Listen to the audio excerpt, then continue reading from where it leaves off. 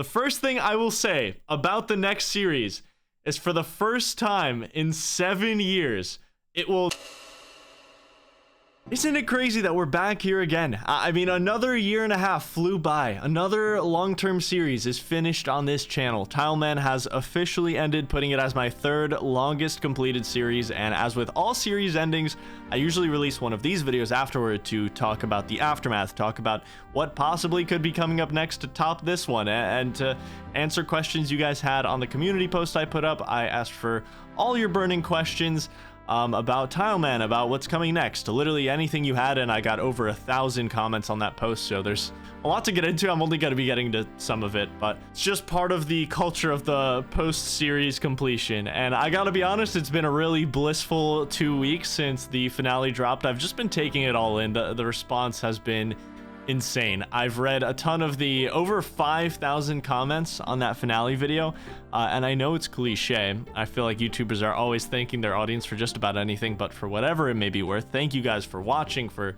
supporting, sticking around. I have some very interesting answers and hints for you for what may be coming next, and a bunch of other things in this video because I've been preparing for this series completion for a while now. And alright, first question, who is this video sponsored by? Thank you so much for asking this. I need to talk to you about today's sponsor, Rocket Money, because I'm subscribed to like a million different subscription services at this point for meals, music, TV, shopping, and I'm out here trying to save up for this traffic light I found on eBay. Thankfully, I use Rocket Money, an all-in-one finance platform that makes your life easier by helping you save more and spend less. You can build custom budgets, lower your bills, grow your savings, and my favorite, cancel your unwanted subscriptions in one place with one simple tap. No more, are you sure you want to cancel in 7 different menus? It's super convenient to have it all laid out in front of you. There's no mental barrier for me anymore. Want to monitor your credit? Rocket Money does it for you. Upload photos of your bill and have Rocket Money negotiate it lower for you. I'm serious, they will do it for you. If you want to save more and spend less, go join the 5 million members already using Rocket Money. Go to rocketmoney.com/settled or click the link in the description to get started for free or unlock even more features with premium. rocketmoney.com/settled. Get started for free. Get your very own traffic light like I eventually will, and you can go wherever you want, whenever you want. Just set that thing to green. You're always going at that point. All right, let's get into the first question. How heartbreaking was dying at the Inferno? I cried. Oh man, it's tough. I was honestly really surprised at my own reaction to the Inferno death. Even like 20 or 30 seconds after it happened, I like retrospectively was like, damn, I can't believe that actually made me tear up. And I knew why, but just there was so much that went into me feeling that way that didn't get shown in the video. But man, I was so devastated. Like, there was only one other time this game has made me break like that. And this was one of 2 times ever that I felt like I was truly getting mentally tested. But going into that Zuck run, I knew how high the stakes were. The stakes were even higher than I presented in the video. Yes, the brews were the only brews I had, and if I use them, it's a month-long, grind of herblore.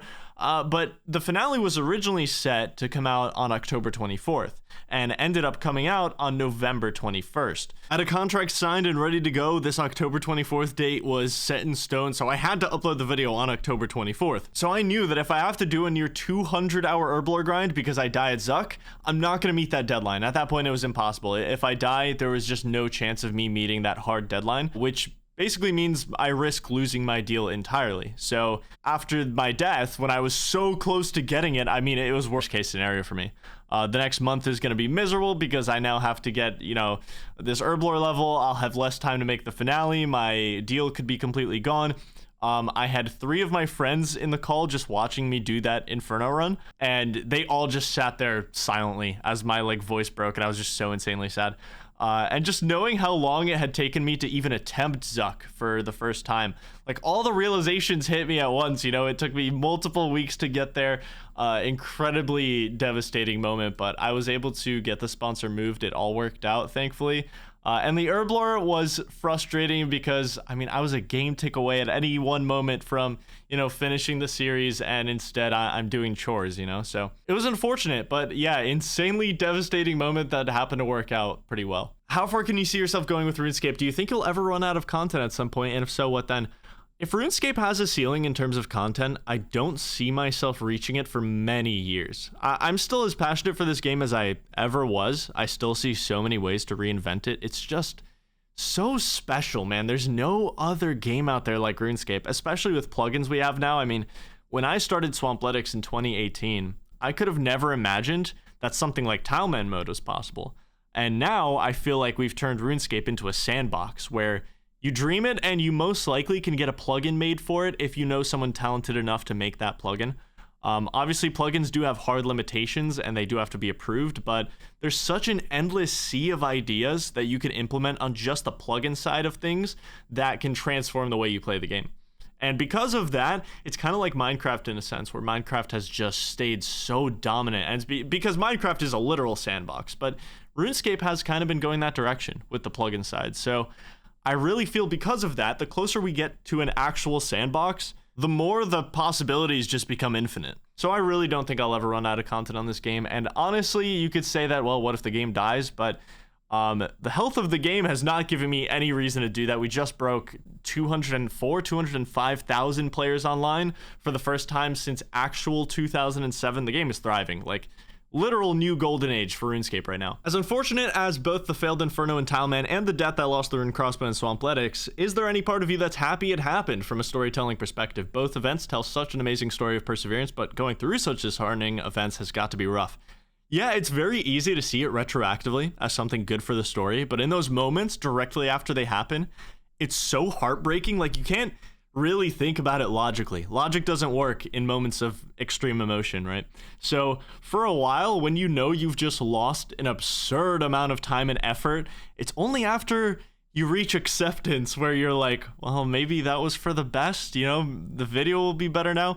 And that makes the recovery much easier when you accept it and think about it that way. That's how I had to think about the wipe in Swampletics. But yeah, from a storytelling perspective, the best stories are character overcomes conflict. And I'm in this very particular structure with all my RuneScape series where a significant majority of the time, I don't control what conflict I'm going to run into with any one series. If it's a concept that, you know, I have to figure out over time and, you know, kind of feel around in the dark, it's like as non-fiction as it gets, you know? I tried my heart out to get that Infernal Cape on the first Zuck attempt.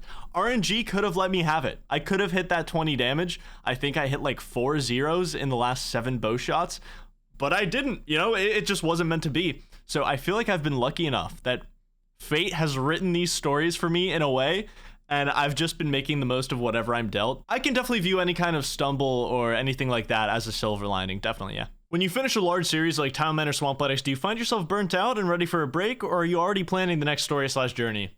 So it depends. At the end of Swampletics, I did start to feel burnt out. For the first time ever in my like YouTube and RuneScape career, I felt burnt out. And I never took a long enough break when I really should have, and that's why I felt burnt out, is because I made a lot of videos very quickly after releasing the Swampletics finale. I'd like never let off the gas. I went straight into leagues. I made the Fire Cape speedrun videos. Like I made like 12 videos in like 2 months or something. But this time, the feeling is different. Tileman, like from day one, was supposed to be a series that I sort of relax with. It was meant to be taken down a level in intensity over the long run, and it was like a resting period that I really needed in order to avoid burnout. And it was exactly that. In fact, Tileman was supposed to be a short series initially. It was supposed to end at a Fire Cape, so it would have ended around episode 13 normally. But I extended the series because it was just going dummy viral, like literally beyond anything I could have imagined. The average like viewership on the first 8 episodes was like 1.5 1.6 million if you combine all those views and average them out. It was like just absolutely beyond belief. So I extended it to the Infernal Cape goal, but even with that goal, the series ended up being half the amount of game time and 1 less episode than Swampletics. So because of that, I actually feel more drive than ever right now to amp things up and do something bigger and grander than both of those series combined. Like I'm thirsty. I'm getting eager to do an absolutely insane challenge now. I want to feel tested by the game again, and I'm still taking a short break because I learned my lesson from when I ended Swampletics. But to give you an idea of just how psychotic this next series is, I'm going to be practicing my mechanics for a few weeks before even starting the next series, because it will be the hardest thing I've ever attempted, to the point where I will literally be doing a multi-week warm-up so that I feel more mechanically capable before I make the account. So it will be that difficult. I'll give you some more details about it later, but for now, let's see some other questions. What is your favorite memory from the entire series? Does it surpass your favorite memory from your time in the swamp? I had a lot of amazing memories from Tileman. Getting to the woodcutting tutor as my first major milestone, getting Glop from hunting chins, getting the Infernal Cape, obviously. I have fond memories of both series, but Swampletics was impactful enough on a historic basis that the broken crossbow was put into the game, and being immortalized into RuneScape is an extremely high bar, so I wouldn't be surprised if that stays as my top memory, but tons of amazing memories in Tileman, and it's always going to be a series that I look back on very fondly. What was the most tedious and terrible part, and what was the most tedious yet fun part? The most tedious and terrible part, probably pretty obvious, but it was definitely the Inferno for me. I think it's very apparent how different the vibe of it was compared to anything else in the series, and that's because it was the first time I was truly tested during Tileman. I started out enjoying it, I was super ready for it, but then just ended up getting so frustrated with myself as the days went by and I hadn't even gotten to the final wave. I had the bruise situation and the sponsor deadline pressuring me into playing my best, and just jumping into the Inferno day after day, losing all my money on runes, wasting valuable time grinding out the gauntlet when I just wanted to be finishing the series. Just every day went by and it became the bad kind of tedious for me, which is why the reaction I had to finishing the Inferno was pure unfiltered relief and joy that I was done, and not so much like, yeah, we did it, guys. Like, it wasn't that kind of relief. Like, that was a scream. By the way, probably the loudest I have ever screamed in any video. You can feel free to quote me on that. I don't think I've screamed anything like that. And I was just so happy I was done. Tedious and fun grinds would be most of the grinds in that series. I enjoy grinding in RuneScape. I'll do anything. Nothing really phases me in that regard. I loved the beginning of the series. Grinding the first 100 or so tiles was such a blast. Going to the wilderness to lava dragons was probably like a top 2 grind for me, even though I got killed by PKers twice in the wilderness during that. That was so much fun, and almost every grind for me is, you know, the tedious and fun variety. After so many unique and successful OSRS restricted/challenge accounts, do you have any philosophy into what aspects make challenges of this nature more or less fun/fulfilling? I've spent some long nights thinking about this very thing, particularly when it comes to a new restricted account being fun and fulfilling. I feel like that part's easy. There are a ton of ideas that I think I'd have fun doing, but they fall short in a lot of other ways. The first barrier for any new account is it has to force me into playing the game in a way I haven't before.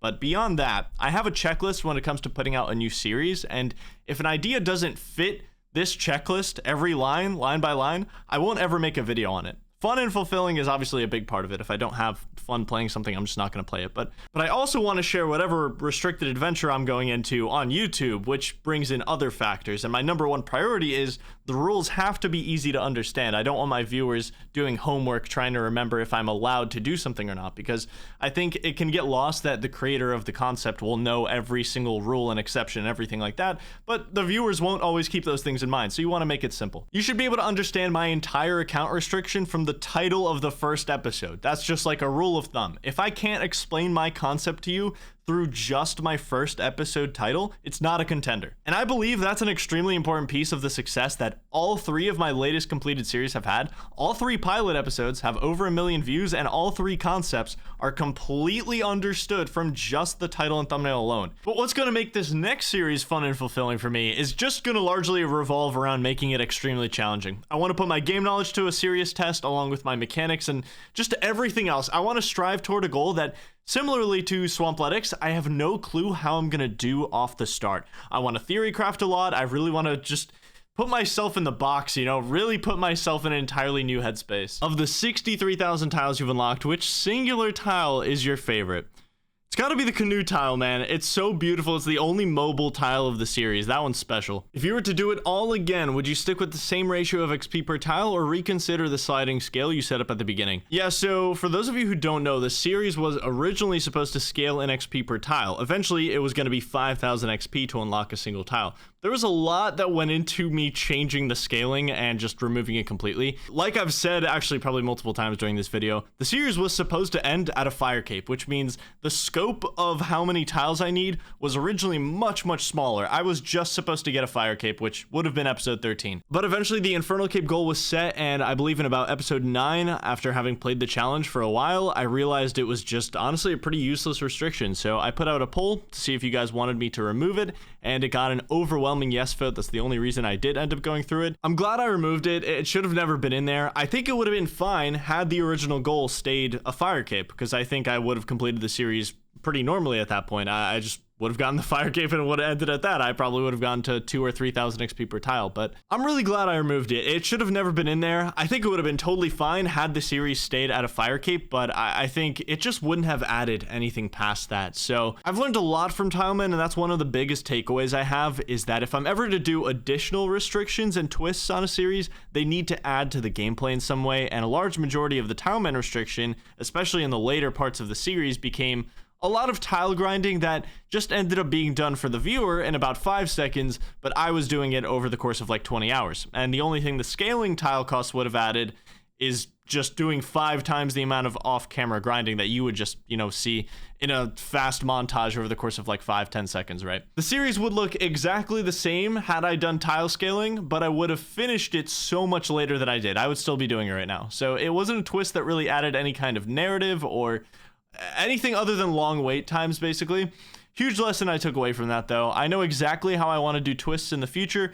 So to answer your question, in short, if I could go back, I would have it so that scaling tile costs were never mentioned and just wipe it clean. Do you edit your own videos? Also love the soundtracks, your comments during the video, and these animations. Love your work. Thank you so much, man. Yes, every video ever uploaded onto my channel has been edited by me. I like having full creative control of the whole video making process, so I can't ever see myself hiring an editor, and the soundtracks are most of the time going to be from epidemicsound.com.